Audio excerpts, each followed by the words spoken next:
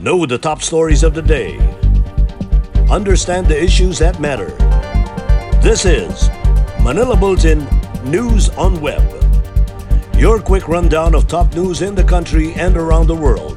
Manila Bulletin, celebrating 120 years of timely stories and timeless truths. Be fully informed. Hi, I'm Barbie Atienza. This is MB Now, and here are your news on web. President Rodrigo Duterte has ordered the equitable distribution of different brands of coronavirus vaccines across the country after expressing dismay with some people's preference for Pfizer jabs. In a televised address late Wednesday, the president insisted that people should not be choosy with the vaccine brands, especially since the country's supply was limited. Duterte maintained that there should be fair and equitable access to the vaccines available in the country. Given the limited supply, he told the public not to be selective about the brand of vaccine. He said the vaccines, which have been given emergency use approval in the country, have been proven safe and effective in clinical trials. With the emergence of new coronavirus variants, Duterte said it was better to get vaccinated right away without being choosy. The president made the appeal against vaccine discrimination even after he had his own preference for a brand. I cannot administer exclusive Pfizer sa isang lugar to the exclusion of other Filipinos. Kaya hindi pwede ho yung kailangan talaga i-mix yan at saka yung blind ang tao sa anong binibigay. Basta may bakuna, period. And the best bakuna is really the one that's available for you. There must be equality in everything. Kung sana maraming Pfizer tapos hindi maibigay sa inyo, then you have every reason to complain. But if it is a limited number, tapos gusto ninyo sa inyo lang, hindi pwede yan. So, ang order is to mix. Kung ayaw ninyo, wag. Ayaw ninyo ng ibang sa Sinovac, an order, hindi namin problema yan. A total of 12.25 million vaccine doses against the COVID-19 are expected to be delivered to the country in June as the national government seeks to ramp up the immunization program, Secretary Carlito Galvez Jr. announced on Wednesday night, May 26. This despite the admission of Galvez that some of the deliveries intended for the month of May were either moved next month or decreased in volume. According to Galvez, the 2.2 million doses of Pfizer vaccines from the COVAX facility that were initially set for delivery in the latter part of May were moved between June 7 to 11. The country is also set to receive a total of 4.5 million doses of coronavac vaccines from Sinovac, with the initial delivery of 1 million doses arriving on June 6, while 250,000 doses of Moderna jabs will be shipped on June 21. There are also 3.3 million doses of AstraZeneca and 2 million doses of Sputnik V that will come, but Galvez has yet to determine the dates of their arrival. Meanwhile, the delivery of Sputnik V vaccines for the month of May will push through, although the supply was decreased to only 300,000 from 1.3 million. Galvez also cited the improving status of immunization program as a total of 1,168,030 jabs were administered in 1 week, the highest weekly tally so far. The highest daily record was logged on May 21 with 237,894 people vaccinated in one single day. The Philippines ranked 36th out of 95 countries around the world in terms of the vaccination program, which was 5 notches higher compared to 41st place last week. It also ranked 13th from 16th out of 47 countries in Asia and second out of 10 countries in the ASEAN. President Duterte on Wednesday, May 26, said he was heartbroken for overseas Filipino workers who have to come back to the Philippines because they lost their jobs abroad due to the coronavirus pandemic. The chief executive urged them to come home if needed because the government will look into what it can do for them while they find their footing here. The president expressed gratitude to Defense Secretary Delfin Lorenzana, who he stressed must make sure returning OFWs are placed in quarantine facilities such as hotel to ensure their safety. In February, the Department of Labor and Employment said that almost 450,000 OFWs have returned home because of the pandemic. They find themselves without jobs here, while others try to apply for overseas employment again. Returning OFWs are required to quarantine for 10 days in a hotel and another 4 days at home. The government is also planning a green lane for vaccinated OFWs to bring down the number of required days of quarantine to 7. Masakit sa akin yung mga Pilipino na mag-uwi dahil nga sa pandemic. Masakit sa akin na mawalaan sila ng trabaho at medyo ubos ang pera. A long way to come home. So kung sino talaga yung mga Pilipino na gustong umuwi, we will do everything to expedite the return to the country, which is the Philippines. Mahal ko kayo. Kung hindi ka mahal sa kanila, then I love you all and come back to our country. And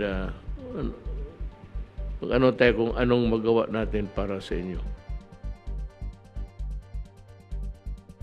Incentive programs may help counter COVID-19 vaccine hesitancy among Filipinos, according to a sociologist.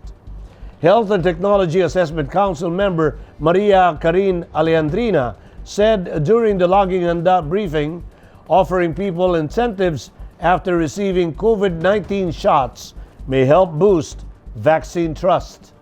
She said incentivization, such as providing free products and offering discounts, would help convince people to get vaccinated. On May 20, a social weather station survey revealed that only 32% of adult Filipinos are willing to receive free COVID-19 vaccines approved by the Food and Drug Administration. In Metro News, Navotas City used up all AstraZeneca vaccine doses, according to Mayor Chanco. San Juan City reaches 30% of targeted vaccinated population to achieve herd immunity. And the Quezon City government summons Franz Pumaren over breach of health protocols in food distribution drive. More from these reports. The local government of Navotas has already administered the allocated first doses of Oxford AstraZeneca vaccine to its residents who belong to the priority groups. As of May 25, 14,285 city residents and workers have received their first jobs of AstraZeneca. Of these, 596 are frontliners, 3,237 senior citizens, and 10,452 persons with comorbidities. The city received 1,586 vials of AstraZeneca vaccine from the national government, which were given in March and May. Residents who are included in the A2 and A3 categories can be vaccinated through a city-given schedule, walk-in, or self-set appointment. The city of San Juan has already vaccinated 30% of its target population to achieve herd immunity, San Juan City Mayor Francis Zamora bared on Wednesday. The mayor said that San Juan has received a total of 11,700 doses of Pfizer vaccines, 12,000 doses of AstraZeneca, and 10,000 doses of Sinovac that were delivered about 2 weeks ago. He added that the local government was instructed to exhaust its supply of Pfizer vaccines immediately due to its sensitive inoculation process. Zamora has previously said that he was elated with the daily rate of vaccination the city is doing. The Quezon City government has issued a show cause order to Majority Floor Leader Franz Pumaren over alleged violation of health protocols during his food distribution drive in Barangay Old Balara on Tuesday. The show cause order was received by Pumaren at around 9 a.m. on Wednesday, May 26. Pumaren clarified that the food distribution is not a social gathering. Residents who went to the food distribution will be monitored and will be tested for COVID-19 if they're experiencing symptoms. The City Legal Department is already conducting an investigation on this incident, and all individuals who will be found liable will be charged. Here are the top news in other parts of the country. 2 workers die after explosion inside the DND arsenal in Bataan. Pangasinan farmers urged to start planting palay by June. And U.S. aid comes to Davao City's aid. Let's check out the details. At least 2 people died while 2 others were reportedly injured after a loud explosion ripped through one of the arsenal buildings of the Department of National Defense in Limay, Bataan. Authorities identified the victims as Ricardo Solomon, 40 years old, and Marvin Tatel, 38 years old. Investigation revealed that Solomon and Tatel were handling the mixture of explosive chemicals in a separate room at around 10:30 a.m. when it suddenly exploded.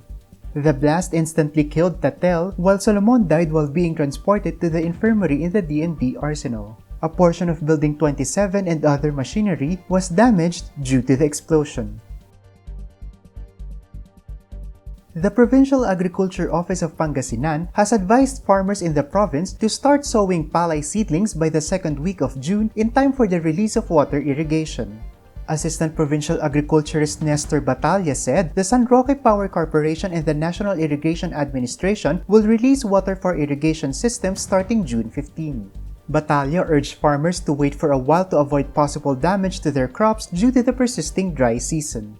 Batalla also said they expect farmers to plant in the 180,000 hectares rice fields in the province this year. He also added that they target to yield at least 1.3 million metric tons of palay, equivalent to 180%, which is abundant enough for the needs of the entire province. The local government of Davao City has received support from the United States Agency for International Development or USAID to strengthen its COVID-19 response. Davao City Health Office Chief and COVID-19 focal person Dr. Ashley Lopez said USAID offered 2 mobile swabbing teams for the city, including logistics and testing kits. The USAID also provided 6 personnel for the swabbing team, including 2 vehicles for the city's surveillance swabbing center for those who cannot access the Santa Ana Swabbing Center, which is primarily for close contacts of COVID-19 patients. Over in world news, Biden orders intelligence report on COVID-19 origins within 90 days. 5 dead as another cyclone batters India. And Pacific witnessed a blood moon rising. Details in these reports. President Joe Biden on Wednesday ordered U.S. intelligence agencies to report to him in the next 3 months or whether the COVID-19 virus first emerged in China from an animal source or from a laboratory accident. Biden said in a statement that the agency should redouble their efforts to collect and analyze information that could bring us closer to a definitive conclusion and to report back to him in 90 days. Biden orders signal escalation in mounting controversy over how the virus first emerged. The answer has immense implications both for China, which says it's not responsible for the pandemic, and for the United States.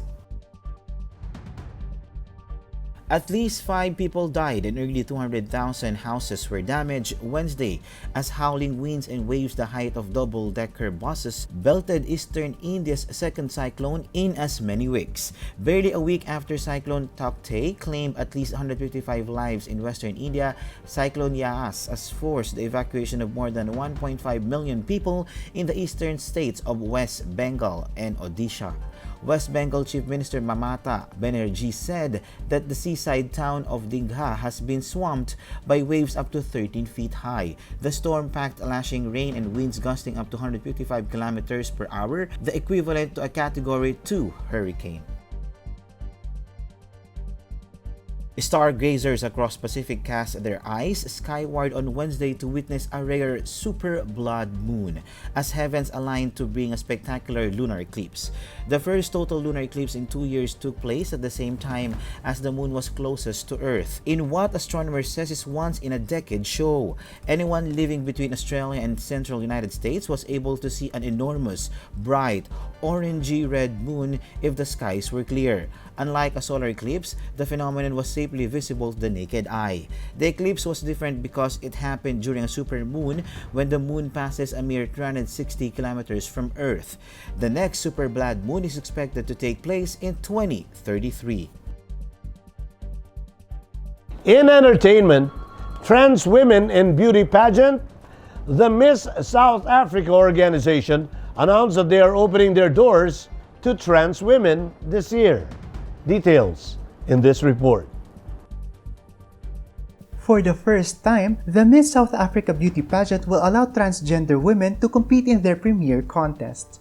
The Miss South Africa organization said on its website that trans women are eligible to enter the Miss South Africa pageant. However, to be able to compete internationally, the contestant must be in possession of a valid South African ID document reflecting that their amended sex is female.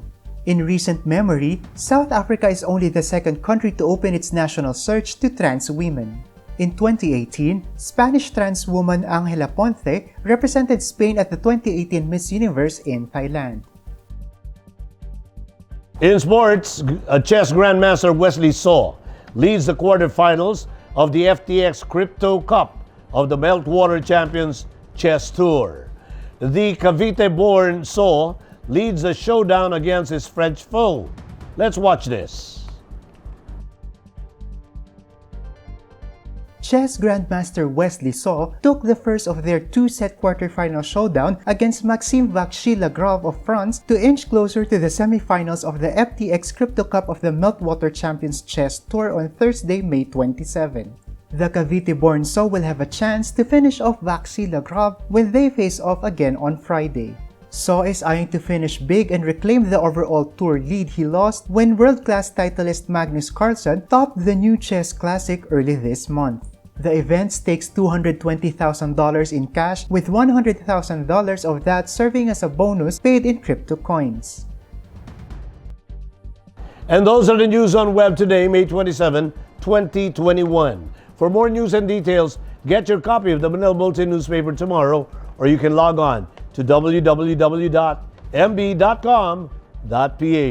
You may also subscribe to our newsletter through the link on this video's caption to have the day's latest news delivered to your inbox. I am Barbie Atienza for Manila Bulletin. Join us again tomorrow. This has been MB Now. Be fully informed.